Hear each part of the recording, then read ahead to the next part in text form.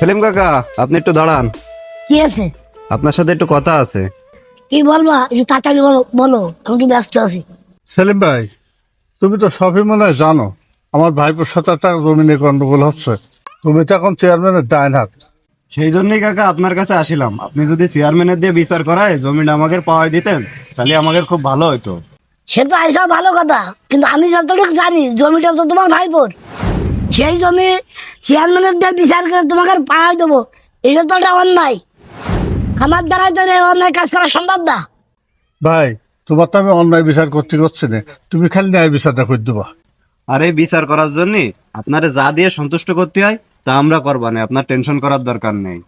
আচ্ছা বাবু, ঠিক আছে, তোমরা যখন এত করে বলতে চাও, আমি চেয়ারম্যানের কাছে যাই এই বিষয়টা আলোচনা করে বলবানে।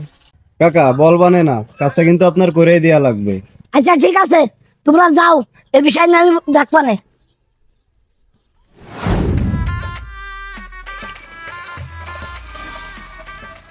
সেলিম, চেয়ারম্যান তুই না আমি? আপনি? তা ছাতা তোর মাথায় কেন? চেয়ারম্যান সাহেব, ভুল হয়ে গেছে। চল। চেয়ারম্যান সাহেব, নির্ভয় দিলে একটা কথা বলতে চাচ্ছিলাম।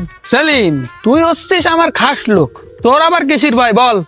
ওই যে উত্তরপাড়ার আমির মেয়ে আছে না, ওনার ভাই বোর সাথে একটা জমিনে জ্ঞান না বাঁধিল, ওই বিষয় না আমার কাছে এসে ওই বিচারটা আমির মেয়েদের পক্ষে করে দিতে বলতেছে। সেই সেলিম, কি করলি তুই? তুই জানিস না আমি কখনো অন্যায় বিচার করি না। তুই কিভাবে এই কথা আমারে বললি? আমি কি ওদের বিষয়ে কিছু জানি যে ওদের পক্ষে বিচার করব? চেয়ারম্যান সাহেব, আপনার কিছু জানা লাগবে না, ও বিষয়ে আমি জানি। ওদের পক্ষে বিচারটা করে দিলে আমাদের কিছু ব্যবস্থা করবে না।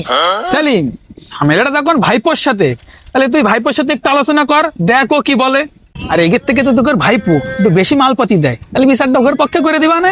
চেয়ারম্যান সাহেব, তারা একদম খারাপ বলেননি, তাহলে চলেন ভাই বোর সাথে একটু আলোচনা করে আসি।